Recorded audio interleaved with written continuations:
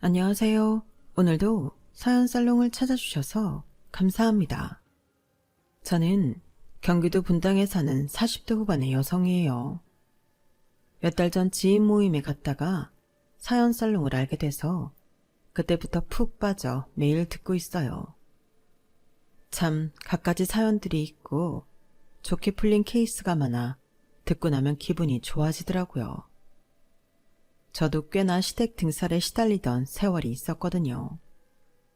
오늘은 그 이야기를 해보려고 해요. 실은 저희가 작년 가을에 지금 살고 있는 분당의 큰 평수 아파트로 이사를 왔어요. 그리고 한 22년을 연을 끊고 살았던 시어머니와 시누이한테 제대로 한 방 먹여줬어요. 역시 진정한 복수는 매일 그 사람 생각을 하며 고통스러워하는 게 아니라 내가 잘 살면 그게 복수더군요. 남편은 집에서 참 제대로 대접을 못 받던 사람이에요. 시어머니가 재혼을 하시면서 신우를 데려왔는데 어찌나 자기 딸만 챙기는지 어릴 때 친어머니를 여인 남편은 평생 가슴에 아픔을 묻고 살아야 했죠. 그럼 이제 본격적으로 저희가 두 사람한테 어떻게 복수를 했는지 차근차근 말씀드릴게요. 저는 대학을 다니다가 집안 사정으로 중퇴를 하고 중소기업에 다녔고 거래처에 다니는 남편을 만났어요. 처음부터 서로를 좋아하게 된 저와 남편은 결혼을 약속하게 됐는데요. 양가 인사를 드리고 상견례를 앞두고 있던 중 제가 임신을 했다는 걸 알게 됐어요. 그 사실을 어른들에게 알렸더니 다들 축하해주는 분위기였는데요. 느닷없이 다음날 시어머니가 저를 보자며 연락을 하셨어요. 분명히 전화통화할 때는 축하한다고 하셨는데 무슨 일인 건지 좀 긴장이 되더라고요. 처음 인사드리러 갔을 때에도 말로는 환영한다 반갑다 했지만 태도나 표정이 어딘지 떨떠름했었거든요. 제가 남편한테 미리 들은 게 있어서 태연하게 있었지만 기분이 좋지는 않았어요. 그런 분이 갑자기 보자고 하니 가슴이 두근거렸죠.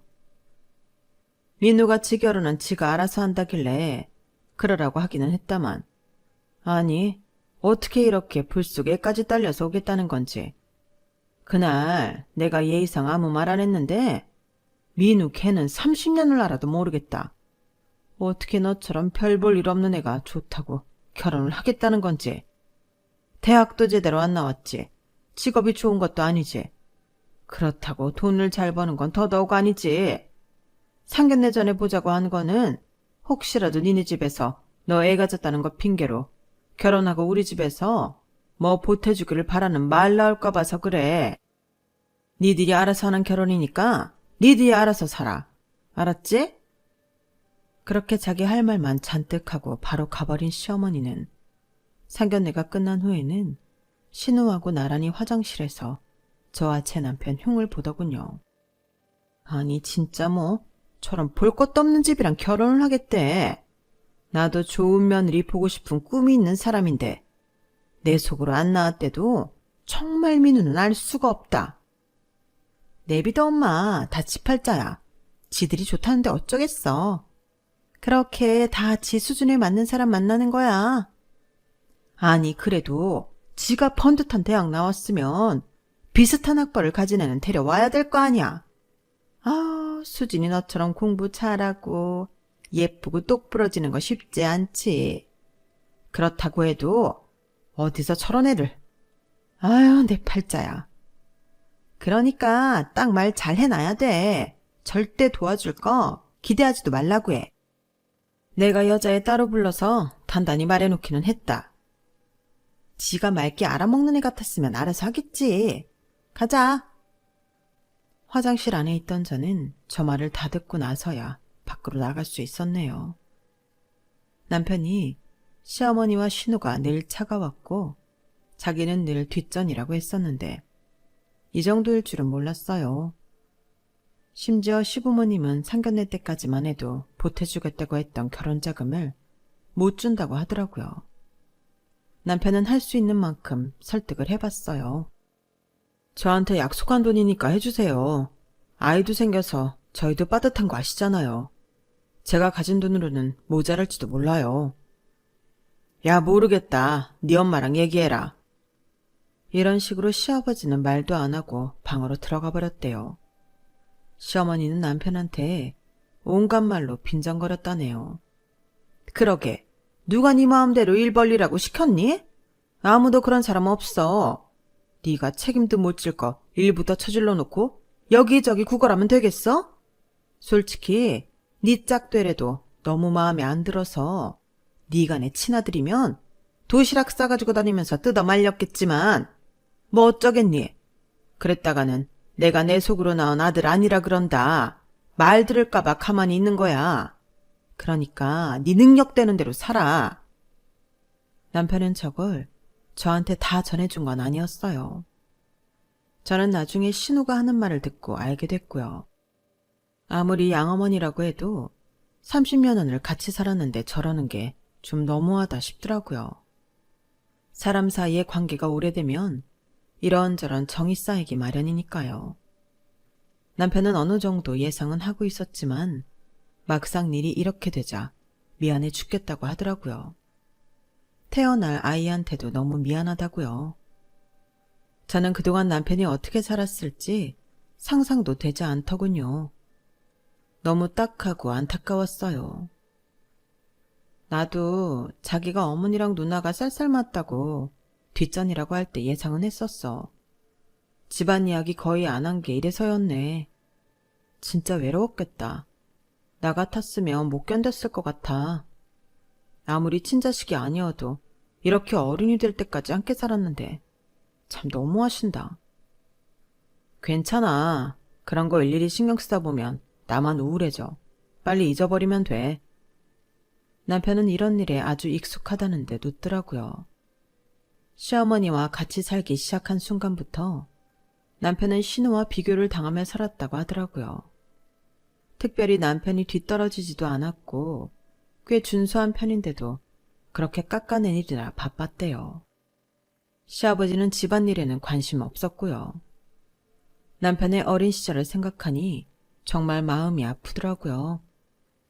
남편은 아빠까지 덩달아 누나만 인정하고 예뻐하는 걸 보면서 언젠가 자기도 꼭 인정받겠다는 각오로 열심히 공부해서 좋은 대학도 가고 좋은 회사에도 들어갔지만 다들 남편이 이룬 것에 대해서는 시큰둥하고 그까짓 거 이런 반응이었다고 하네요. 객관적으로 보면 남편이 나온 대학이 신우가 나온 대학보다 점수가 높은데도 말이죠. 그 이후로 남편은 가족에게 기대하는 게 없어졌다고 해요. 그저 얼른 이 집안에서 빠져나가지는 일념 하나로 살다가 저를 만났고 이제야 인생에 햇빛이 드는 것 같다고 하는 거였어요. 그 말을 들으니 제가 어찌나 눈물이 나던지요. 나 영주 너랑 우리 아이는 절대 차별받지 않고 살게 해줄 거야. 내가 꼭 성공할게. 거창한 성공 같은 거 바라지도 않아. 그냥 우리 서로 위하면서 즐겁고 행복하게 살자. 그거면 돼. 저희는 결국 친정 부모님이 도와주셔서 저희 대출금을 합해 친정하고 멀지 않은 곳에 작은 아파트를 얻을 수 있었어요. 그런데 시부모님은요, 결혼식에 들어온 축의금까지 싹 걷어갈 정도로 저희한테 인색했어요. 이건 내가 민우 키운 값이다. 그러니 내가 정당하게 가져가는 거야. 이걸로 불만 가지면 니네 인간도 아니야. 알았어? 시어머니가 하도 당당하게 구니 그게 정말 맞는 것 같은 생각까지 들더군요. 아무튼 자기가 받을 것만 생각하고 저희 부부한테는 아무것도 해주려고 하지 않았어요. 그러면 저도 저희끼리 잘 살면 되겠지, 다른 간섭을 안 하겠지 하고 좋게 생각하려고 했죠. 그런데 시어머니는 틈만 나면 저를 불러서 부려먹었어요. 집안의 자질구레한 일부터 할 필요도 없어 보이는 이불 빨래에 때 아닌 김장까지 정말 알차게 부려먹더군요. 아이를 가져 배는 점점 불러오고 움직임은 둔한데 거기에 신우까지 숟가락을 얹어 지 심부름까지 시켰어요.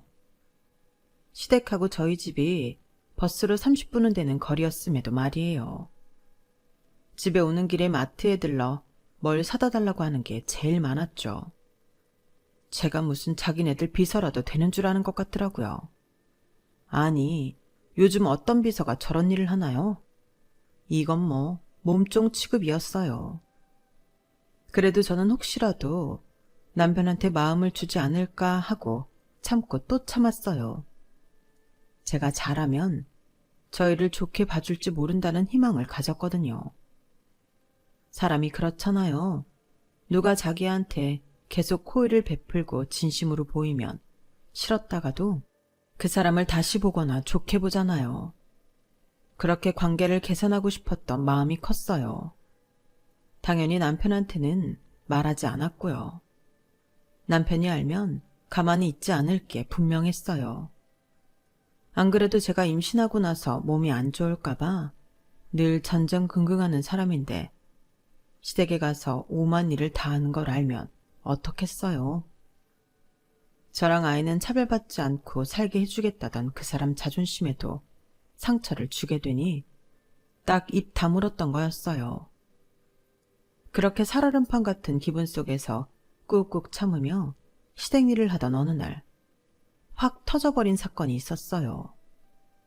신우가 저한테 속옷 싸우라는 심부름을 시켰는데 제가 물건을 잘못 샀다며 펄펄 뛰더라고요. 아니, 내가 분명히 사이즈 말했는데 이런 걸 사오면 어떡해? 딱 보면 모르나? 올케는 그렇게 눈치가 없어? 이게 내 사이즈로 보여? 샘플 걸어놓은 것 중에 없으면 다 포장되어 있는데 제가 어떻게 알아요? 저는 형님이 말씀하신 게 그건 줄 알았어요. 아, 변명은 집어치우고 앞으로는 사기 전에 사진 찍어서 나한테 보내. 이런 것까지 내가 일일이 확인해야 되나? 올케가 좀 잘해라. 그래야 엄마도 아빠도 마음이 풀려서 민우한테 나중에 뭐 하나라도 물려주지 않겠어? 이런 식으로 하면 주고 싶던 마음도 싹 달아나지. 아, 정말. 이거 올케 돈으로 해. 난 이거 돈 못 줘. 이건 정말 도우미한테도 저렇게 못하는 시대인데 어떻게 저럴 수 있나 싶었어요. 눈물이 절로 나더라고요. 그래도 그날 일을 꾹 참고 하던 도중에 마트에 갈 일이 생겨 나왔거든요. 그런데 시어머니가 친구분하고 저만 치서 걸어오더라고요. 제가 일부러 길을 피해서 가는데도 두 사람이 하는 얘기가 다 들렸어요. 아유, 며느리 잘 얻어 좋겠다. 나는 이제 들어가서 내 손으로 다 차려먹고 치워야 되는데 무슨 복이야. 부엌댁이잖아. 걔가 무슨 며느리야. 그런 며느리 트럭으로 갖다 줘도 싫다. 트럭만 같지. 보통 마음에 안 드는 게 아니구나. 그래도 네 손주 임신했잖아. 너무 그러다가 잘못되기라도 하면 어떡해. 얘, 임신은 나도 해봤고 너도 해봤어. 그 정도로는 까딱도 안 해. 척 보면 아는 거잖아. 아니, 대학도 못 나온 게 이 정도 대접해주면 그것도 감사하다고 절해야 되는 거 아니니? 그리고 뭐 내 친손주니? 몇십 년이 지났어도 내 새끼는 우리 수진이 뿐이야. 수진이가 낳은 손주가 내 손주야. 물론 저를 어느 정도 얕보고 일부러 부려먹는 건 잘 알고 있었어요. 그런데 자기 친구한테 대놓고 저를 부엌댁이라고 하니 저는 너무 충격적이었어요. 저더러 대학 중퇴라고 뭐라고 했지만 시어머니가 하는 말에는 교양이라곤 한 숟가락도 들어있지 않았어요. 저를 부엌댁이라고 한 건 그렇다 치는데 자기 손주는 신우의 손주밖에 없다는 말에 정말 참담하더군요. 남편이 이야기를 직접 하지는 않았지만 제가 생각했던 것보다 남편을 더 우습게 여기고 있는 게 분명했어요. 저는 그 길로 마트에 가지 않고 집으로 와버렸어요. 다시는 가지 않겠다고 다짐을 하면서요. 집에 와서 1시간이나 됐을까요? 시어머니랑 시누이가 번갈아가며 전화를 하더라고요. 제가 전화를 받지 않자 급기야는 저희 집까지 쳐들어오더군요. 시어머니는 저를 보자마자 머리끄댕이를 잡아당겼어요. 야, 너 왜 내 전화 안 받아? 네가 뭔데 나를 무시해? 왜 저녁을 하다 말고 와서 사람 전화도 안 받는 거야? 네 신호 전화는 왜 안 받고? 친구 데려간다고 내가 했어 안 했어? 너 일부러 나 친구 앞에서 물 먹인 거지? 이게 정말 보자 하니까 하찮은 걸 며느리라고 받아줬자니 눈에 뵈는 게 없어? 저는 시어머니 손을 겨우 떼어낸 후에 얼굴을 똑바로 보고 말했어요. 더는 거기 가서 일 안 해요. 제가 부엌댁이라면서요. 어머니 손주는 어머니 딸이 낳은 손주밖에 없다면서요. 제가 왜 이런 대접을 받아야 돼요? 대학 졸업장이 없어서요?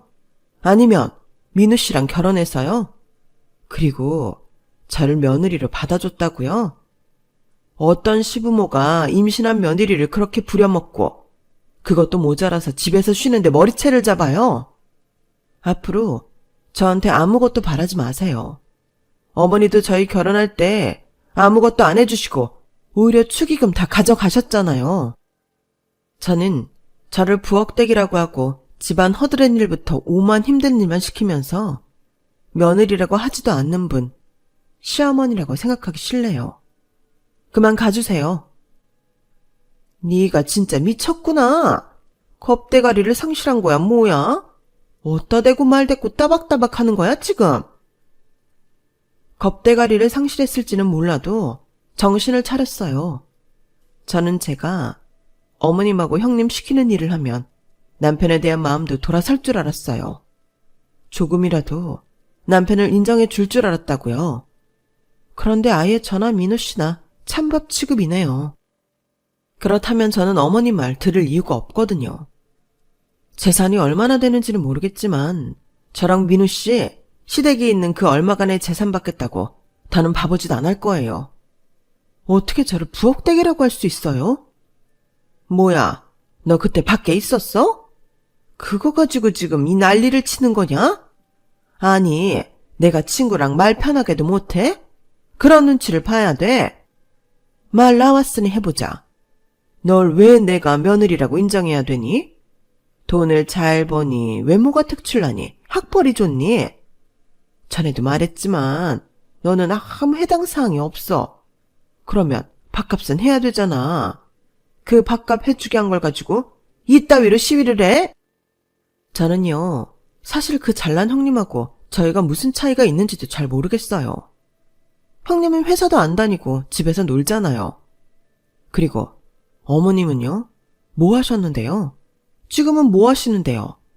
아무것도 안 하시잖아요. 저는 어머님은 뭐가 특출나신지 잘 모르겠어요. 아무리 민우 씨가 어머님 친자식이 아니어도 그렇지 같이 보낸 세월이 얼만데 이러실 수가 있어요. 그게 능력 있고 배우는 사람 행동은 아니라고 생각해요. 저는 어머님하고 형님한테 부엌대기 소리 들으면서 일 못해요. 제 아이한테 미안해서라도 못하겠어요. 이제 저 시댁 안 갈 거니까 어머니도 이렇게 찾아오지 마시고 연락도 하지 마세요. 그러자 시어머니는 얼굴이 시뻘개져서는 씩씩대며 저한테 달려들더군요. 저는 시어머니 기세에 뒤로 밀리면서 넘어질 뻔했는데 그때 뒤에서 누가 저를 받쳐주는 거였어요. 남편이었어요. 마침 퇴근한 남편이 난리가 난 걸 보고 바로 저를 붙잡아 준 거였죠. 지금 임신한 사람한테 뭐 하는 거예요? 얘가 미쳤어. 감히 시애미한테 말 대답을 하고 댐벼? 얘가 뭐라는 줄 아니? 다시는 시댁에 발길도 안 하겠대. 내가 시키는 거 안 한대. 시켜요? 뭘 시켰는데요? 엄마 그동안 이 사람한테 무슨 짓 한 거예요? 설마 이런 몸을 한 사람 데려다가 일 시킨 거예요? 남편 분노지수가 점점 높아지자 목소리까지 커지고 시어머니도 놀랐는지 좀 더듬더군요. 얘, 뭘 그렇게 잡아먹을 듯 쳐다보냐? 시어머니가 며느리 일 좀 시킬 수도 있지. 그걸 갖고 네가 이런 식으로 편을 들면 되겠니? 그러니까 얘가 아나무인으로 구는 거잖아. 내가 엄마를 몰라요? 어떻게 했을지 뻔하지. 나한테 한 게 있는데. 이 사람 잘못으로 뒤집어 씌울 생각하지 말고 얼른 가세요. 돌아가시고 발길도 하지 마시라고요. 너 내 얘기는 다 들어보지도 않고 이러기냐? 뭘 들어요, 듣긴. 안 들어도 다 알겠는데요. 너 이런 식으로 나오면 진짜 국물도 없다. 언제는 있었어요. 이제 그런 협박 안 먹히니까 가세요. 너 다시는 안 볼 거야. 우리 집에 얼씬도 못하게 할 거야. 아, 그럼 저야 땡큐죠. 엄마 이 집에 지분 하나도 없는 거 더 잘 알죠? 그러니까 엄마도 여기 다시는 얼씬도 하지 마세요. 누나도 마찬가지예요. 우리 집 근처에라도 있는 거 보는 날에는 저 가만히 안 있을 거예요. 제가 힘이 없어서 지금까지 가만히 있었겠어요? 남편이 화가 잔뜩 나서 위압적으로 나오자 시어머니는 더 이상 아무 말 못하고 나가버렸어요. 남편은 저를 안아주고 조심스럽게 이리저리 살펴봐 주더니 괜찮냐며 왜 자기한테 아무 말도 안 했냐고 하더군요. 저는 남편이 이런 것까지 본 이상 더는 감출 것도 없겠다 싶어 그동안의 일을 모두 말했어요. 나 우리 콩이를 위해서도 더는 부엌대기 안 할 거야. 자기 자존심 많이 상했지? 정말 미안해. 내가 더 미안해. 그렇게 집에서 불러대는 것도 모르고 있었으니 내가 한심하다. 충분히 그러고도 남을 사람들인데 내가 아니랬어. 그렇게 저희는 서로를 위로하고 사과하며 시간을 보냈어요. 남편은 자기 때문에 제가 이런 일을 당했다며 그날 바로 시아버지한테 전화를 하더군요. 아버지, 새엄마 온 후로 저한테 뭐 하셨어요? 새엄마한테 저 맡기고 아무것도 안 하셨죠? 그러니까 앞으로 저희 일에 상관하지 마세요. 아무것도 하지 마세요. 저 지금 이 시간부터 아버지, 엄마, 누나랑 손절이에요. 연락 끊고 저희끼리 잘 살 테니까 셋이서, 아니, 다 같이 잘 사세요. 그렇게 저희는 시댁과 인연을 끊게 되었어요. 한 번은 시누이가 연락을 차단해도 다른 전화로 연락을 해서 저를 귀찮게 하자 시누 집에 가서 큰 소리치며 아주 대판하고 온 적도 있었어요. 남편의 그런 모습을 처음 본 시댁에서는 놀라서 아무 말도 못했다고 하더군요. 시간이 좀 지나서는 결혼하고는 인성이 변했다며 남편을 비난하고 저를 집안에 잘못 들어온 여자 취급하며 욕을 한다는 걸 알았지만 저희는 그런 문제에 신경 쓰지 않기로 했어요. 친정부모님이 저희 편이 되어주셔서 더 힘을 얻을 수도 있었고요. 그 다음부터 저희는 정말 시댁과는 완전 결별을 했어요. 남편은 진작에 이랬어야 했다며 속이 다 후련하다더군요. 그 후로 남편은 더 열심히 일을 했어요. 누나만 추켜 세우고 자기는 늘 손가락질 당했던 게 사실이 아닌 걸 보여주고 싶다고요. 언젠가 우연히 만나게 돼도 정말 잘 사는 모습을 보여주겠다면서 완전 달라졌어요. 맞아. 자기가 100번 오라. 진정한 복수는 욕하고 가슴치고 분노하는 게 아니라 우리가 잘 사는 거야. 우리 진짜 성공하자. 남편은 원래부터 사업가 기질이 있기는 했어요. 하지만 상황이 녹록하지 않다 보니 자기 꿈을 펼치지 못했었죠. 저는 한번 해보고 싶은 걸 해보라고 했고 남편은 대학 선배와 함께 IT 계열 사업을 시작하더니 진짜 성공이라는 걸 해버렸어요.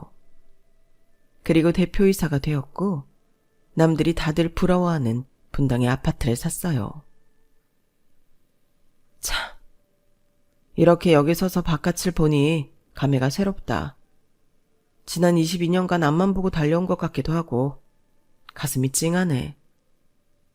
당신 진짜 수고 많았지. 이제 좀 쉬면서 일해. 나이도 생각해야지. 다 아직 한창 일할 나이야. 하긴 그래도 우리 지수하고 시간 좀 많이 보내야겠어. 이러다 언제 훌쩍 결혼한다고 곁을 떠날지 모르잖아. 당신하고도 오붓한 시간 많이 가질게. 당신만 위한 시간도 좀 가져. 오롯이 혼자만 생각하는 시간이 필요해. 남편은 의지 하나로 성공을 이루어냈고 저는 그런 남편이 너무도 자랑스러웠어요. 그렇게 아파트로 이사하고 얼마 되지 않아서 저한테 전화 한 통이 걸려왔어요. 시댁 친척분이었는데 곧 시아버지 팔순인데 그래도 그때는 와봐야 되지 않겠냐고 하더군요. 어떻게 전화번호를 알았는지 물었더니 우연히 제 친구와 자기가 아는 사이라는 걸 알게 돼서 번호를 물어봤다네요. 그 전화를 받고 저는 좀 생각을 해봤어요. 아무리 연을 끊었어도 아버지가 팔순을 맞았는데 남편한테 알려주기는 해야 할 것 같더라고요. 저는 일단 사실대로 말을 한 뒤에 가든 안 가든 남편이 원하는 대로 하라고 했어요. 남편도 그동안 자기가 아버지 생일을 잊고 있었다더군요. 그러더니 한번 가보자고 했어요. 축하해주고 싶은 마음은 없지만 그래도 팔순은 가야 될 것 같다고요. 그쪽에서 어떻게 나올지 감이 안 잡혀서 일단 딸한테는 말을 하지 않고 저와 남편 둘만 가기로 했죠. 대형 식당 앞에는 시아버지 이름으로 팔순 생일 예약이 써있더군요. 아내는 화려한 복장의 시어머니와 시누이가 바로 눈에 띄었어요. 시어머니는 저희를 알아보더니 바로 인상을 쓰더라고요. 저를 무섭게 흘겨보기도 했고요. 시누이는 저와 남편의 차림새를 꼼꼼히 보더니 이러더라고요. 어디서 또 그럴싸한 건 빌려 입고 왔네. 일단 왔으니 맛있게 먹어. 근데 공짜는 아니다. 니들 우리 가족 아니잖아. 돈은 내야지. 라며 그 자리에서 저희한테 돈을 받더군요. 남편과 저는 따로 챙긴 봉투 2개를 각각 신우와 시모 앞에 내밀었고 두 사람은 아내의 돈을 보고는 잠시 눈이 휘둥그레지며 저희를 다시 보더라고요. 그러더니 시누이가 삐죽거리며 웃었어요. 있잖아. 나는 회사에서 임원 돼서 연봉 1억 가까이 받아. 우리 남편은 퇴직하기는 했는데 그래도 고깃집 차려서 장사 잘하고 있고. 니네는 어디 살아? 아직도 그 촌스러운 동네에 사니? 우리 아파트 구경 올래? 인천이라서 공기도 좋고 신축이라 아파트 단지도 엄청 깨끗하고 넓어. 내가 진짜 성공한 인생이 뭔지 보여줄게. 기왕 만났으니 이 정도는 해줘야지. 그래도 명색이 누나인데. 그러더니 시누이는 저를 보며 이렇게 말했어요. 옳게. 그때 그렇게 박차고 나가서 지금 봐. 남의 명품 몹시나 빌려입고 20년 만에 시댁 온 거 쪽팔리지도 않아? 그러게 그때 조금만 참지. 그럼 아빠랑 엄마가 불쌍하다고 뭐 하나라도 줬을지도 모르잖아. 올케가 민우를 진심으로 생각했으면 그러면 안 되는 거였어. 정말 가소로운 건 시누이와 시어머니였는데 두 사람은 저희를 가소롭다는 데 쳐다보며 비웃더라고요. 저와 남편은 그저 묵묵히 쳐다만 봤어요. 진짜 가진 사람은 이럴 때 여유로운 거구나 하는 걸 알겠더라고요. 그러자 남편이 이렇게 말했어요. 한번 집에 초대할게. 우리가 어떻게 사는지 직접 봐. 그러자 시누이는 웃음을 터뜨리며 말했어요. 됐거든. 내가 니네 사는 데를 왜 가니?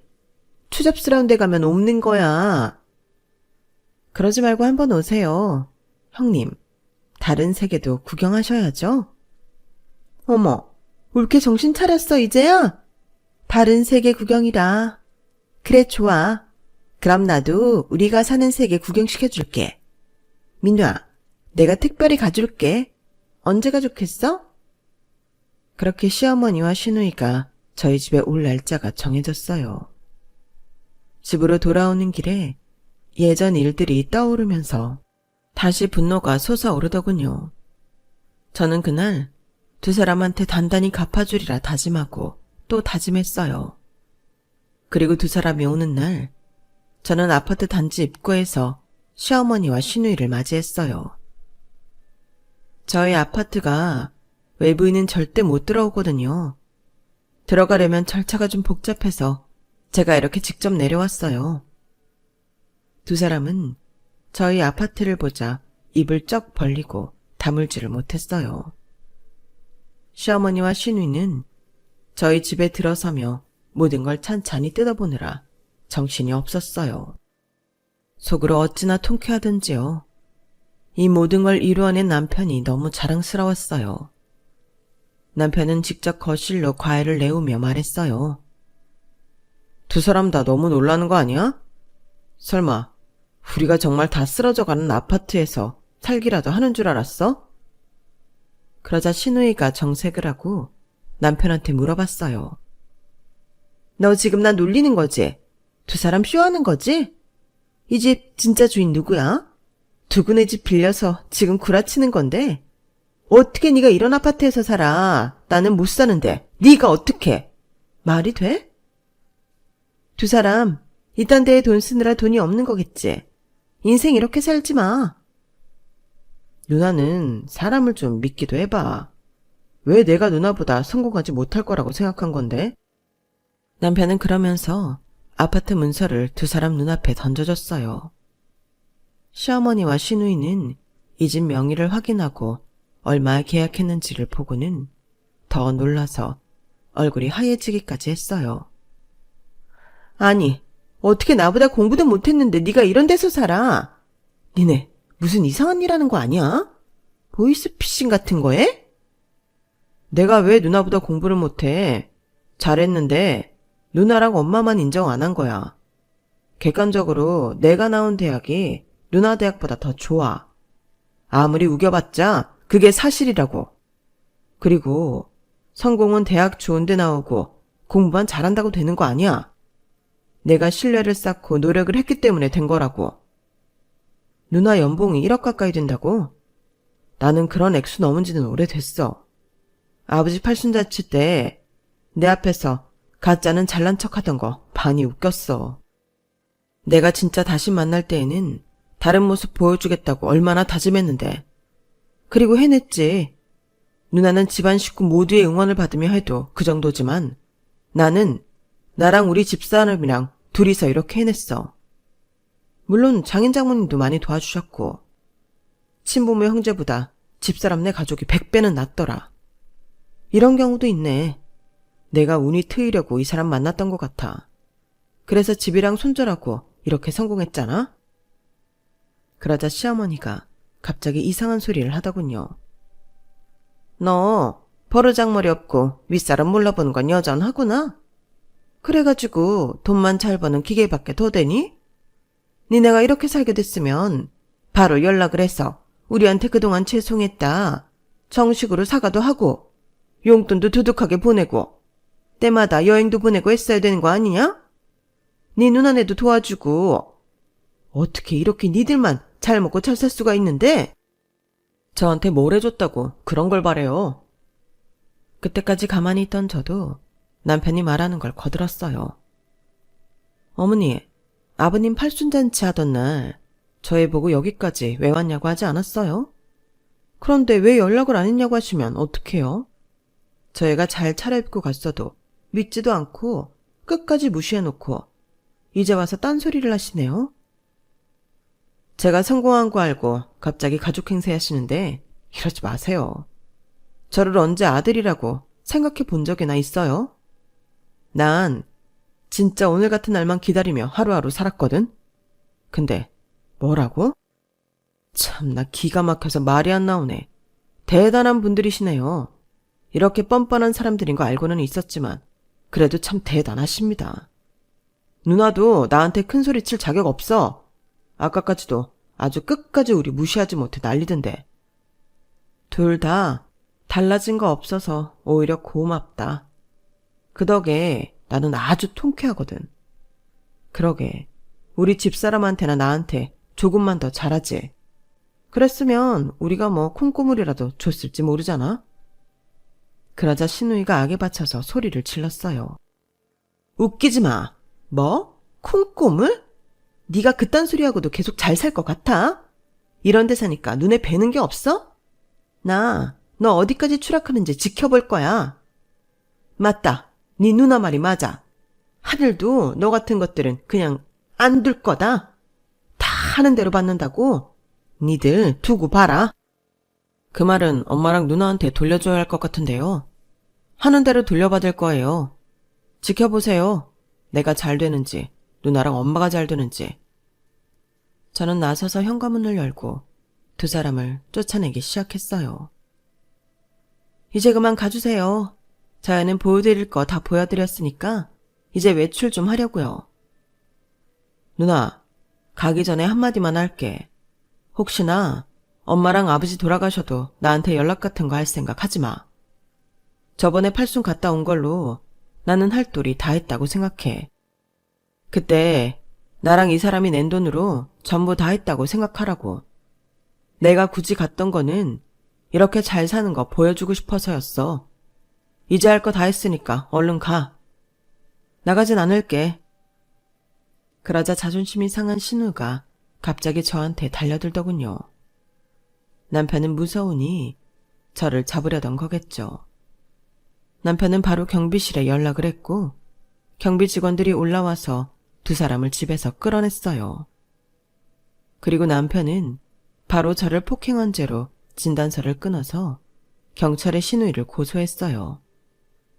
그러자 그렇게 못되게 굴던 신우이랑 시어머니가 제발 한 번만 봐달라며 싹싹 빌더라고요.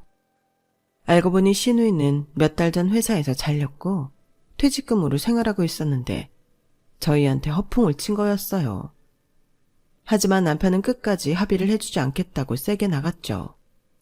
그러자 다시는 저희 앞에 나타나지 않겠다는 각서를 쓰고 공증까지 받겠다더군요. 저희는 두 사람의 각서를 받아 정말 공증을 한 후에야 선처를 해줬어요. 아무튼 저희는 그 통쾌한 복수극을 하고 얼마나 후련해 했는지 몰라요. 지금도 틈만 나면 다른 사람 통해서 저희한테 연락하려고 하는데 저희가 절대 받아주지 않고 있어요. 저희 가족은 지금까지처럼 더 열심히 재미있게 잘 살려고 해요. 누군가한테 돈을 자랑하고 부를 과시하며 사는 인생이 행복하다거나 바른 삶 같지는 않습니다. 하지만 시대가 한 행동은 절대 후회하지 않습니다. 그래서 이젠 신경 쓰지 않고 더 행복하게 살려고 해요. 그럼 긴 얘기 들어주신 모든 분들도 행복하세요. 감사합니다.